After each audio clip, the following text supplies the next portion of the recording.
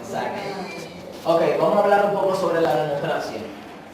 Es una estructura, es una palabra que contiene dos estructuras. Demo, que significa pueblo, y cracia, que significa poder. La democracia no es más que decir el poder es del pueblo, pero lo vamos a enfocar en 4 centros de la historia, porque antes de hablar de la democracia debemos saber sus antecedentes. Vamos a hablar sobre la antigua Grecia. Aquí vemos que antes se hacía la asamblea de los ciudadanos. ¿Qué pasa con la asamblea de los ciudadanos?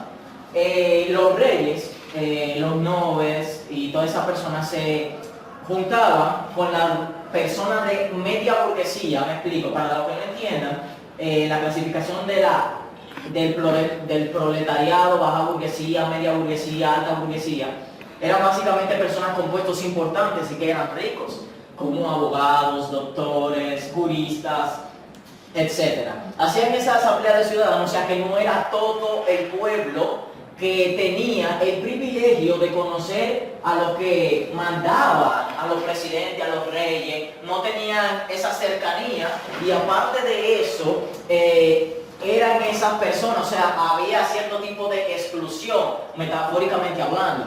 Vemos aquí que tenían una exclusión, es decir, las mujeres y los esclavos no podían votar en esos tiempos.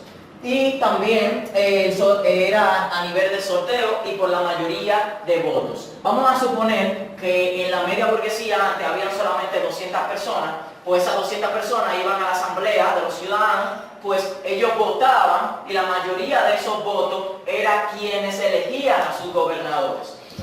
Aquí vamos a la antigua Roma. La antigua Roma lo que hizo fue que también plagió el mismo sistema de los helenos y hicieron la misma asamblea, pero tenías que tener 25 años, tenías que ser rico, noble y poderoso para poder estar en esa asamblea, y aún la democrática no era auténtica, porque como vemos, la democracia tiene que ver con todos, sea tú negro, blanco, tu ideología, o sea, tú el mundazo estaba incluido en el sistema de la democracia. Entonces no podía haber nadie, ni hombre ni mujer, excluido, porque no sería democracia. No sé si me voy a entender. Entonces vamos a la Edad Media. Aquí no existió la democracia. Aquí lo que existió, la contraparte de la democracia, que es la ausencia de la democracia, nombrada absolutismo, que es sinónimo de tiranía, que es el arcaico de dictadura. Lo que pasa fue que en más años, adelantándose el tiempo, usaron el eufemismo de dictadura. Aquí eran los reyes que decían, mira, eso se va a hacer cuando yo diga y como se diga, porque yo soy el que sé, yo tengo la pámpara, básicamente. Aquí la Revolución Francesa, desde 1789, los franceses pelearon contra la monarquía absolutista. Eso fue una guerra, oye, esa emancipación, ya ustedes saben. Pero, ¿qué pasa? Muchos dicen que la Revolución Francesa fue buena en todo. Pero vamos a ver.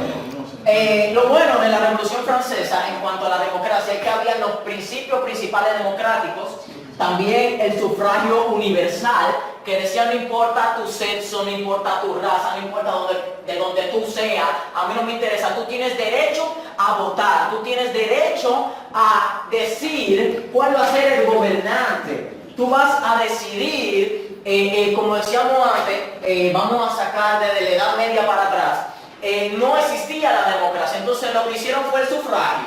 Tú el mundazo podía votar, porque, como dije anteriormente, la democracia es todo el mundo. Entonces, tenía algo mal, que si es un sufragio universal tenía que ser todo el mundo, pero había algo. Las mujeres no podían votar, entonces no era democracia. Porque las mujeres eran solamente como objeto sexual, y aparte de eso, eran mujeres dedicadas a la casa. O sea, eran amas de casa, no podían hacer más nada que estar en la casa, se le mira al marido, y bueno, es básicamente el espejismo que nosotros siempre vemos. Entonces, junto con el sufragio universal, vino la República Francesa, que así se llamó antes Francia, y vino los Estados Unidos y dijeron, me encanta esa propuesta, es bastante buena. ¿Y qué pasa? Hicieron una república, se llama República de Gobierno Representativo. Ok, vamos a... Dije anteriormente, proletariado, baja burguesía, que eran los artesanos que hacían la mano de obra, la gente que lo que ganaban el sueldo mínimo de 9.000 pesos, hablando dominicanamente. Entonces, la media burguesía están los doctores, están la gente que ya tú sabes, tienen los reales poderes, y la alta burguesía, que eran los que tenían el gran privilegio y de todo, eran los que comandaban, y la de la media eran los que tiempo de antes podían decidir. Entonces, aquí vemos que tenían que ser 25 años y tener una independencia financiera. Esas personas que pertenecían a la media burguesía eran llamados burgueses, ¿ok? Antes no se llamaba ni que tú eres, qué sé yo, que no, tú eres un burgués. Entonces, vamos a hablar sobre el sufragio universal. ¿Por qué fue tan relevante? Tocqueville, que fue uno de los principales que estudió la constitución de la Revolución Francesa y también estudió la constitución de Estados Unidos y todo eso, fue el bisnieto de Luis XVI. Luis XVI fue conocido porque fue el rey de Francia y el rey de Navarra en 1774 a 1789. Fue copríncipe de Andorra entre 1774 y 1793 y fue rey de todos los franceses desde 1789 a 1792. ¿Qué pasa con Tocqueville? Él dijo: no le temo al sufragio, la gente tiene que votar por lo que se le diga. ¿Y por qué? Porque es bastante fácil. Si ustedes tienen que elegir entre varias opciones, el que tenga más dinero va a hacer más visible la suya y va a hacer que sea la única. ¿Están pensando en eso? O sea, la persona que antes tenía más dinero tenía más posibilidad, como Gonzalo, de poner el puesto al aire libre. Sí, era así. Es básicamente un espejismo. Siempre hemos visto un espejismo desde antes a ahora. Entonces, John Adams, el segundo presidente de los Estados Unidos, también conocido como el primer vicepresidente, un gran jurista, él dijo: la democracia degenera a la anarquía. Y la anarquía significa ausencia de jerarquía, ausencia de gobierno, ausencia de poder. También el tercer presidente de los Estados Unidos, Thomas Jefferson, presidente desde 1801 a 1809, también por escribir la Declaración de la Independencia en 1776, él dijo una frase muy conmovedora que dice: si el gobierno le teme a la gente, hay libertad. Empero, si la gente le teme al gobierno, hay tiranía. Entonces, el cuarto presidente de los Estados Unidos, James Madison, uno de los padres de los Estados Unidos, dijo: la democracia es incompatible contra la seguridad privada y el local privado. Como vemos aquí, vamos aquí ahora, que me encanta esto, me encanta, me fascina esta parte. Dice que la democracia es distinta al absolutismo. Y dentro del absolutismo está la anarquía. ¿Pero qué pasa? Cuando hablamos de absolutismo hablamos de dictadura. Ok, ahora vamos a hablar de qué es la democracia. La democracia es un mito, es una andromina, es una habladoría, es una falacia, es tu expareja llamándote después de 5 años diciéndote que en verdad tomé una mala decisión y que desea volver contigo. Entonces, la democracia nunca existió y no existe actualmente. Es así, señores.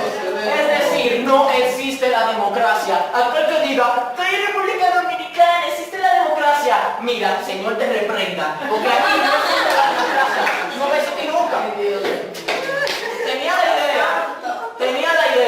Se tenía la idea de que podría crearse eso, de que la persona pudiera tener el privilegio, todas. Pero como vemos, ni siquiera el sufragio universal excluía a la mujer en sí. Entonces, la democracia es todo el mundo. Y aunque aquí haya democracia y en todos los países hay algo más bacano que ese que está allá abajo, que significa la valoración y el aumento de votos, que todos conocemos como el mismo absolutismo, el mismo pendejismo del gobierno para así manipular a las personas. Muchas gracias.